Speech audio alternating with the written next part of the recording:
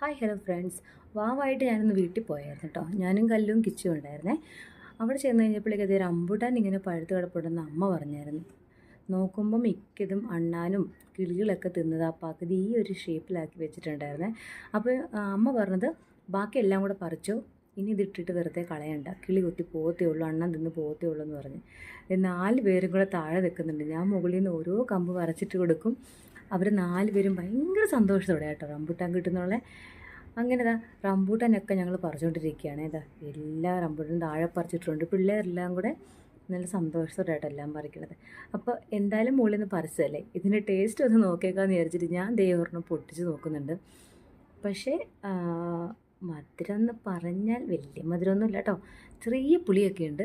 കാരണം നല്ലപോലെ പഴുത്തിട്ടില്ല. പഴുക്കാൻ നിന്ന് കഴിഞ്ഞാൽ നമുക്ക് കിളികൾ തരത്തില്ല. അതുകൊണ്ടാണ് ഇപ്പോൾ പറിച്ചത്. അപ്പോൾ എല്ലാം കവറിലാക്കി 4 പേരും കൂടെ കവറ് തൂക്കി പിടിച്ചിട്ട് പോകുന്നുണ്ട് കേട്ടോ. ഇനി ഇത് അകത്ത് കൊണ്ട് കുടഞ്ഞിട്ടിട്ട് എല്ലാവരും കൂടെ കഴിക്കുന്നുണ്ട്. പിള്ളേർക്കൊക്കെ ഭയങ്കര സന്തോഷമായി കേട്ടോ. അപ്പോൾ ഇതുപോലുള്ള വീഡിയോകൾ ഇനിയും കാണുന്നുണ്ടെങ്കിൽ എൻ്റെ വീഡിയോ ഒന്ന് ലൈക്ക് ചെയ്യണം, ഷെയർ ചെയ്യണം, സബ്സ്ക്രൈബ് ചെയ്യണം.